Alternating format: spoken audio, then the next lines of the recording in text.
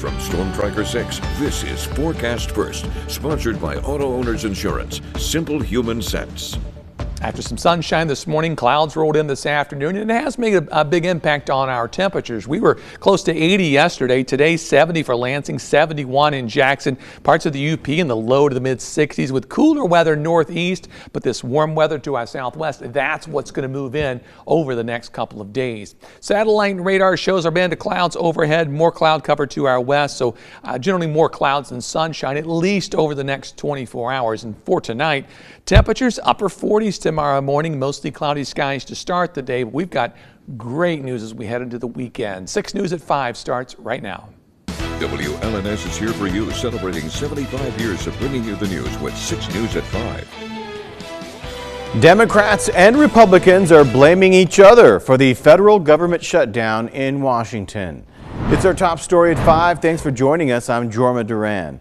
The federal government shutdown began at midnight. That'll ultimately stop paychecks for hundreds of thousands of federal workers and services many of us rely on every day. Erica Brown is here for you now with the latest from Washington. In the wake of a partial government shutdown, some government offices went dark, with thousands of federal workers told to stay home, and the blame game is in full swing. The Chuck Schumer AOC wing of the Democratic Party shut down the government.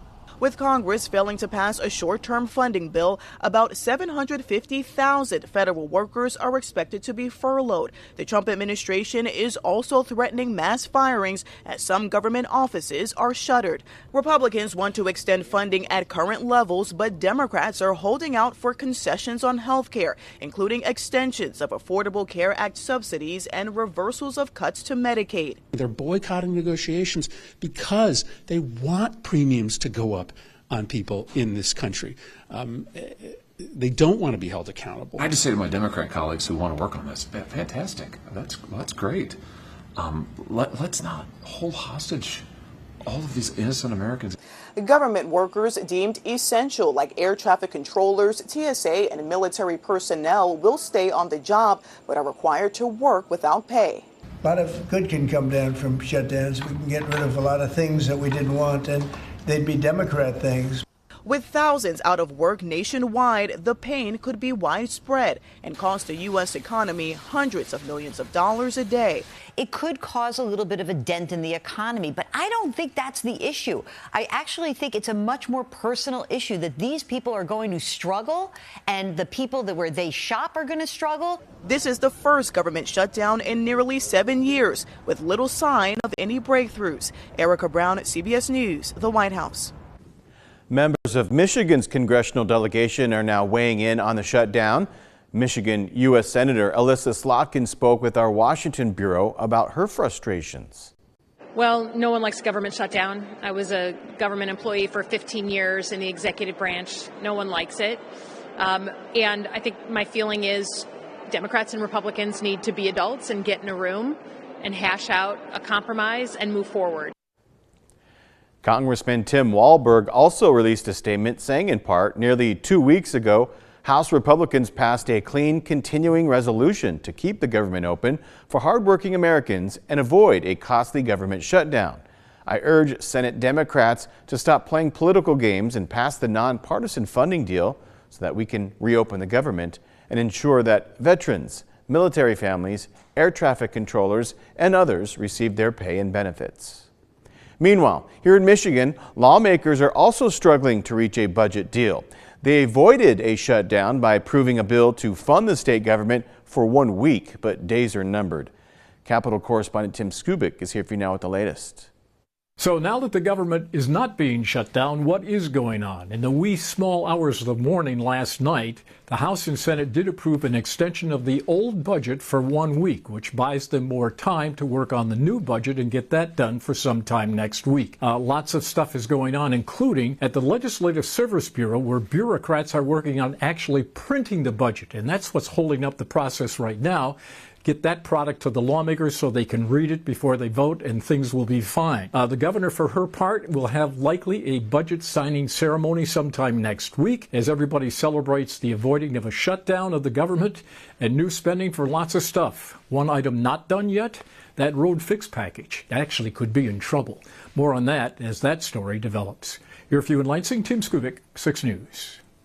And we'll have more from Tim on 6 News at 6. So be sure to stay with 6 News for the latest developments from both Lansing and Washington as we work to keep you updated on air, online, and through our 6 News app. The East Lansing Police Department is now responding to criticism over a heavily publicized incident during MSU Welcome Weekend. It involves the pepper spraying of 2 people police say were fighting, causing some local leaders to claim officers overstepped. 6 News reporter Zach Prees has been following this story. He's here for you now live in the studio. And so what did police tell you, Zach? Jorma, you can see the body camera footage of the incident right behind me here. Now, it happened early on Sunday, August 24th on Albert Avenue in East Lansing, and officers are seen using pepper spray, which some say failed to de-escalate the situation. I don't see de-escalation. I don't see taking a minute to evaluate the situation. I see jumping in and immediately spraying. Kath Edsel, vice chair of the East Lansing Independent Police Oversight Commission, says she's disappointed in the officers' actions and that they didn't give the 2 men enough time to calm down. But East Lansing Police Chief Jen Brown says her officers followed the right steps by giving a verbal warning. They had provided loud verbal commands to break up the fight by having their presence in uniform and using loud verbal commands.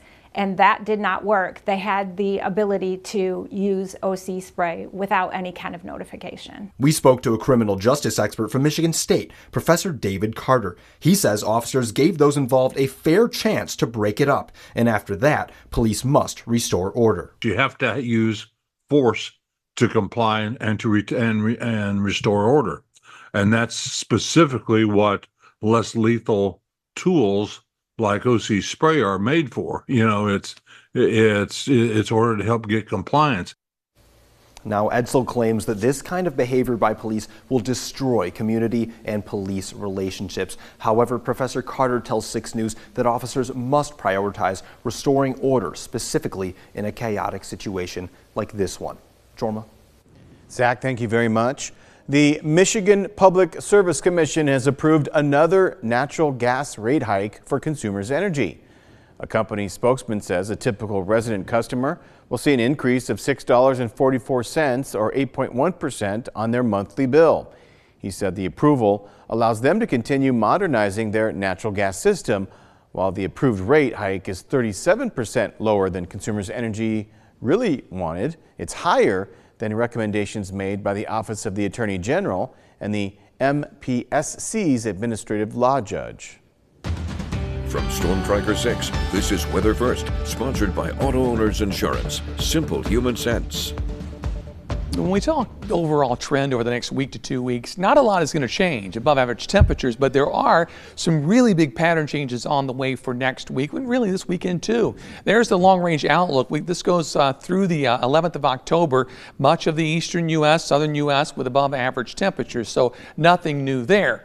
But you look at the high temperature trend, first we're going to go for potentially record setting heat this weekend with highs between 85 and 90 degrees, and there'll be a touch of humidity out there as well, as overnight lows only drop to around 60 degrees. Next week, here comes the big pattern change. We go into the mid 60s for highs, and certainly going to feel a lot colder, but it's still just a little bit above average. So even though we cool off in a big way and it goes from summer weather to you need your jacket kind of weather, definitely going to still enjoy the above average temperature trend, which shows no signs of ending anytime soon.